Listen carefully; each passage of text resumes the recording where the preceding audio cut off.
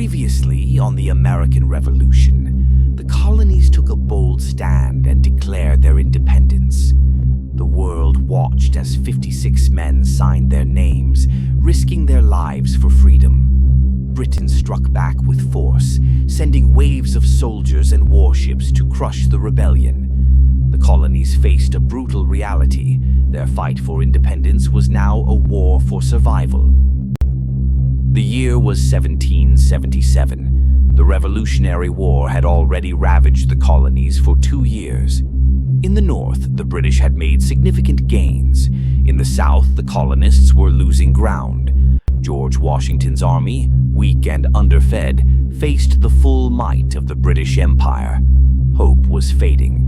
Washington knew that for the revolution to succeed, the colonies had to do more than just fight. They needed to win.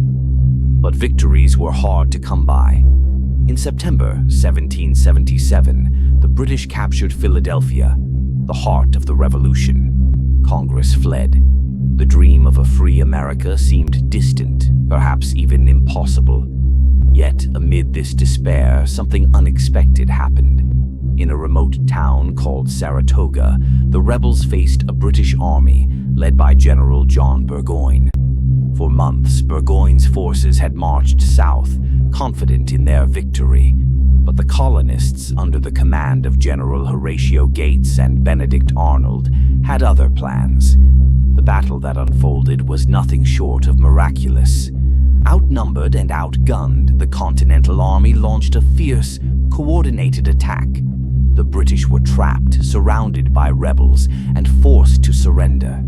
For the first time in the war, the British had been decisively defeated. This victory sent shockwaves through both the American colonies and Europe. It was a turning point, not just for the revolution, but for the world. France, long hesitant to get involved, now saw an opportunity. They saw that the American rebels were not just surviving, they were winning.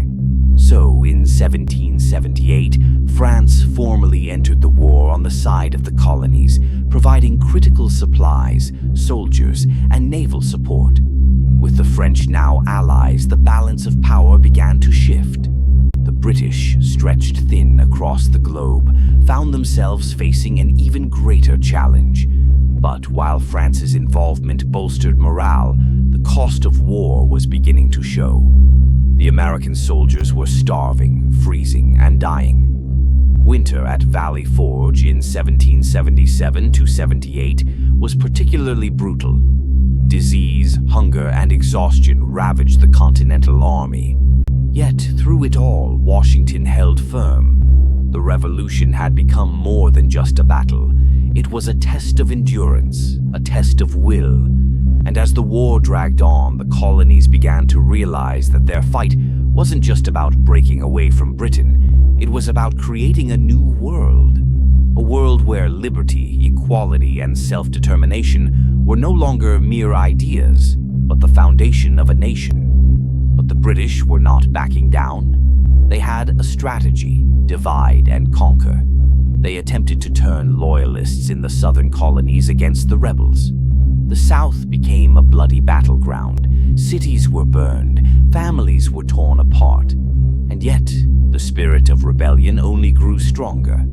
In 1781, the final chapter of this long and bloody war was written. The British, weakened by years of fighting and drained of resources, made one final push. But the American forces, now bolstered by the French, had learned the art of war. At the Battle of Yorktown in Virginia, the combined forces of George Washington and French General Rochambeau trapped British General Cornwallis. Surrounded by land and sea, Cornwallis was forced to surrender. The war was over. The colonies had won.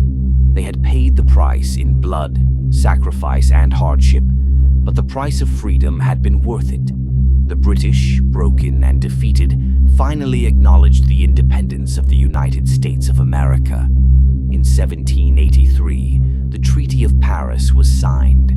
The colonies, now a free and independent nation, had triumphed against the greatest empire the world had ever known. But the story didn't end there.